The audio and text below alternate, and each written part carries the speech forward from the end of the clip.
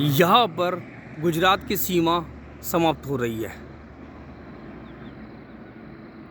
6 सितंबर जन्माष्टमी के दिन 2023 में मैंने पदयात्रा 12 ज्योतिर्लिंगों की शुरू करी थी। द्वादश ज्योतिर्लिंगम चतुर्धामम। आज 57-58वें दिन में गुजरात की सीमा पार कर रहा हूँ। कुल मिलाकर 897 किलोमीटर की दूरी नापी है। नागेश्वर ज्योतिर्लिंग के दर्शन करे, फिर वहाँ से 16 किलोमीटर बाद द्वारका में रहा। जन्माष्टमी वहाँ पे देखी 7 सितंबर को हुई थी। उसके बाद वहाँ से पोरबंदर से सोमनाथ से सांसठ के जंगल से अमरेली, बोटाड, नडियाड, गोधरा, दाहोद। इस रास्ते पे चलता हुआ मैं आ गया हूँ। कुल दूरी 897 किलोमीटर मैंने गुजरात में पार करी। यहाँ पे बोर्ड पे लिखा है सीमा समाप्त कतवारा। बड़ी विचित्र बात है। इसी रोड पे आ रहा था, पीछे आधा किलोमीटर पहले पत्थर पे लिखा था 166 किलोमीटर इंदौर, और यहाँ पे हरे बोर्ड पे देखा मैंने तो 170। मध्य प्रदेश एकीकृत सीमा जांच चौकी।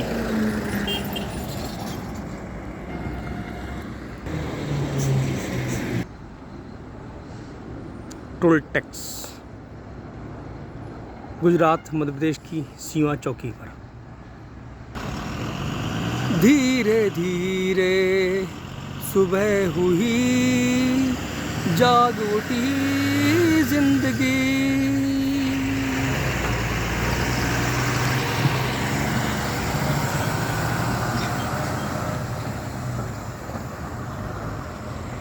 प्यार का नाम जीवन है,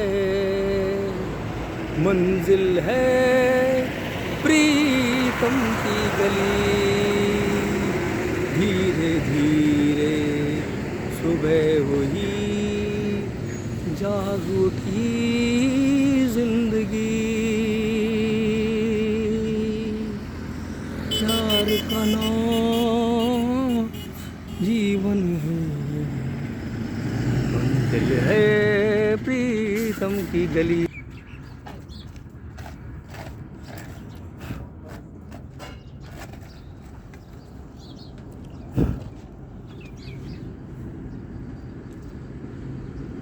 गुजरात में कुल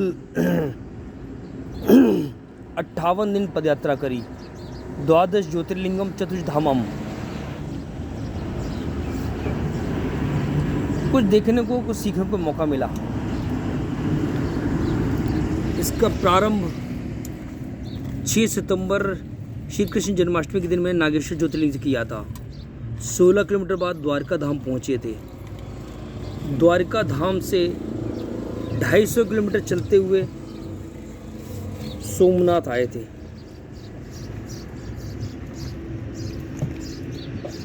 तेईस सितंबर को द्वारका से पोरबंदर तक मूंगफली, जीरा, सोयाबीन की अच्छी पैदावार होती है।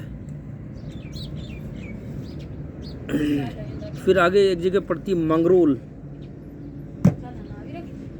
मांगरोल से सोमनाथ तक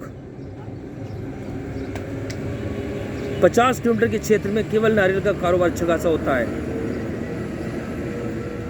इसके बाद सोमनाथ से जब हम लोग सांसर के जंगल से ऊपर निकलते हैं तो वहाँ पे आम और केले के बहुत अच्छी बाग पैदाइश की गई हुई है। फिर उसके बाद अमरेली,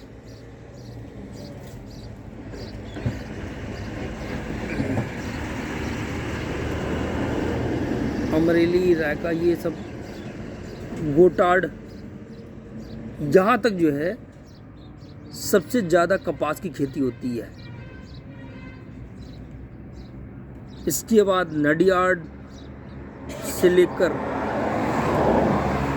आपका खेड़ा, पंचमहल, इस क्षेत्र में धान वगैरह की पैदाइश भी होती है, अच्छी फसल होती है।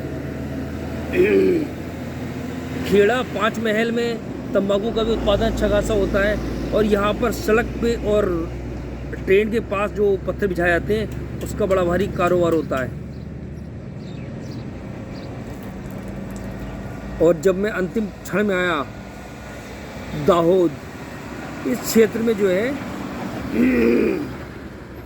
भुट्टे की पैदावार होती है। मक्के की रोटी कल रात किस्मत से मुझे मिली। गुजरात में जो देखा सीखा उसके अनुसार प्रत्येक दुकानदार, चाहे फरसाण का हो, चाय की दुकान कोई भी हो, वो लोग 4-5 मटके पानी के रखते हैं, उस पे लोटे रखा होता है। साथ में पास में नाद बनी होती है जिसमें कि जानवर आके पानी पीस के सब भरा होता है। तीसरी बात, हर दुकान पर मैंने डब्बे लगे देखे ऊपर छत पर टंगे हुए जिसमें गौरैया तमाम अपना घोंसले बनाती हैं। चौथी चीज़ कि गिर के जंगलों की तरफ जो है गाय, बैल, सांड बड़े अच्छे हिस्ट पुष्ट होते हैं, 5-5 फीट से कम के नहीं होते। उनके सींग भी बड़े अच्छे होते हैं, गोलाकार। और इस तरफ भैंस पालन वगैरह बहुत होता सांसकड़ी जंगल के आसपास के क्षेत्र में। फिर से ज़्यादा खास बात जो सबसे देखी मैंने गुजरात में, वहाँ से शुरू से आखिर तक कहीं पर भी वो पदयात्री को ज़रूर चाय पिलाते हैं, बुला के पिलाते हैं। और फिर ऊपर जब आ जाओ इधर नडियाड साइड में तो बुला के तो नहीं पिलाते, लेकिन हाँ चाय के पैसे नहीं लेते हैं। कल शाम तक मैंने यही देखा। अगर मैं कहूँ कि 6 सितंबर से लेकर 31 अक्टूबर तक मैंने जो कुछ देखा उसमें ये महसूस किया कि गुजरात के लोग धार्मिकता के रूप में हर व्यक्ति को सम्मानपूर्वक देते हैं। चाय के पैसे नहीं लेंगे, खाने के पैसे नहीं लेंगे, कभी कभी खाने के पैसे भी नहीं लेते हैं। ये सबसे बड़ी बात थी। अब आगे क्या होगा, कैसे होगा? हाँ, एक चरण मेरा निपट गया, कह सकता हूँ। गुजरात राज्य से मैंने जो सीखा देखा वो मैंने महसूस किया, मैंने बताया आपको। इसके बाद गुजरात का अध्याय समाप्त होता है। अब मैं मध्य प्रदेश में यहाँ आ गया हूँ, झाबुआ ज़िले में। वैसे मैं पिछली बार गया था 2015 में द्वारका धाम से जगन्नाथपुरी, तब छोटा उदयपुर जो गुजरात में था उसको पार करा था। जब मध्य प्रदेश पहुँचे थे तो अलीराजपुर ज़िला पड़ा था, अब की बार झाबुआ ज़िला पड़ा गया है। यही विवेचना है।